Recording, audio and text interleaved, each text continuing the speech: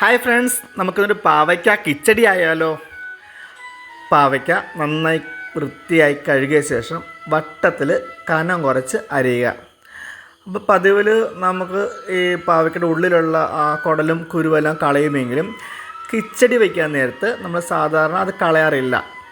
അത് കൂട്ടി അങ്ങ് അരിഞ്ഞു പോകത്തേ ഉള്ളൂ. ഇനി അത് നല്ല വെളിച്ചെണ്ണയിൽ വറുത്ത് കോരുക. വറുത്ത് കോരുമ്പോഴുള്ള ഒരു പരുവം എന്ന് പറഞ്ഞാൽ ഒടിച്ചാൽ ഒടിയുന്ന പരുവം എന്നാണ് പറയുന്നത്. എന്നാലിട്ട് കരിഞ്ഞു പോകാൻ പാടില്ലതാണ്. നമ്മൾ ജസ്റ്റ് കൈ കൊണ്ട് ഇങ്ങനെ ക്രഷ് ചെയ്യുമ്പം നമുക്കൊന്ന് പൊടിഞ്ഞ് കിട്ടുന്നതാണ് അതിൻ്റെ പരുവം. അപ്പോൾ നമ്മളത് വറുത്ത് കോരിയിട്ടുണ്ട്.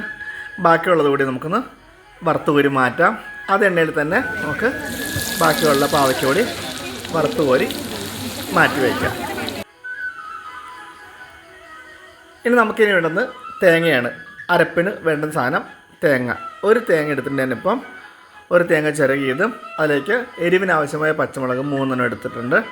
പിന്നെ കടുകും ജീരകവുമാണ്. ഒരു 1/2 ടീസ്പൂൺ കടുകും 1/4 ടീസ്പൂൺ ജീരകവും എടുത്തിട്ടുണ്ട്. ഇനി നിങ്ങൾക്ക് വേണമെന്നുണ്ടെങ്കിൽ ആ പച്ചമുളക് വേണമെങ്കിൽ വറുത്ത് കോരാം കേട്ടോ. അങ്ങനെയും ചെയ്യാം, കൂട്ടത്തിൽ അരയ്ക്കുകയും ചെയ്യാം. അരയ്ക്കുമ്പോഴാണെന്നുണ്ടെങ്കിൽ നമ്മൾ പച്ചച്ചവ മാറുന്നവരെ ഒന്ന് വഴറ്റണമെന്ന് മാത്രമേ ഉള്ളൂ. പച്ചമുളക് എരിവില്ലാത്തതൊക്കെ ആണെങ്കിൽ ഒരു പച്ചച്ചവ ഉണ്ടാവും. അപ്പോൾ നല്ല എരിവെള്ളം നോക്കി പച്ചമുളക് എടുക്കുക, അത്രയേ ഉള്ളൂ കാര്യം. ഇനി ഇത് അരയ്ക്കാനും പച്ചവെള്ളം ചേർക്കാറില്ല.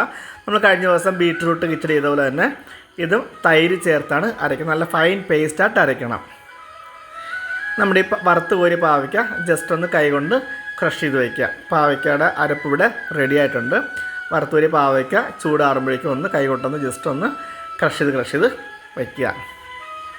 ഇനി നമുക്ക് വീണ്ടും ചട്ടി ചൂടാക്കി വെളിച്ചെണ്ണ ഒഴിച്ച് അതിലേക്ക് കടുക് പൊട്ടിക്കുന്ന കാര്യങ്ങളൊക്കെ ഇല്ലേ, കടുക്, ഉണക്കമുളക്, കറിവേപ്പില, അതൊക്കെ നമുക്ക് അതുപോലെ തന്നെ കടുക് പൊട്ടിക്കുക, ഉണക്കമുളക് വറുക്കുക, അതിലേക്ക് കറിവേപ്പില പൊട്ടിക്കുക. നമുക്ക് ഈ അരപ്പ് ഒഴിച്ചു കൊടുക്കാം. ഈ തേങ്ങയും നമ്മുടെ തൈരും കൂടി ചേർത്ത് അരച്ച അരപ്പാണ്.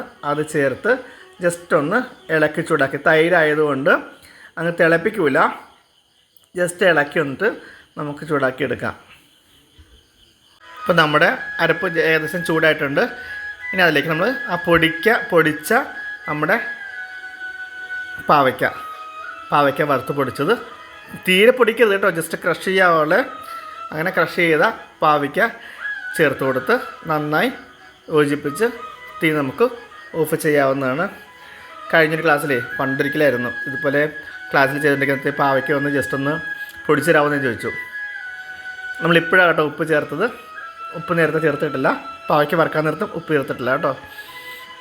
അപ്പം പാവയ്ക്ക ഒന്ന് പൊടിച്ചു തരാമെന്ന് ചോദിച്ചപ്പോൾ കുട്ടി കൊണ്ടുപോയി ചെറിയ മിക്സർ ജാറിലിട്ട് നന്നായിട്ട് പൊടിച്ചുകൊണ്ട് വന്നു. അതിനുശേഷം ഞാൻ അങ്ങനെ പറയാറില്ല. അപ്പം okay, thank you, have a nice day, thank you, bye. അപ്പോൾ അതുപോലെ തന്നെ ലൈക്ക് ചെയ്യാനും ഷെയർ ചെയ്യാനും കമൻറ്റ് ചെയ്യാനും മറക്കല്ലേ. നല്ലൊരു വീഡിയോ നമുക്ക് നാളെ വീണ്ടും കാണാം. Okay, by.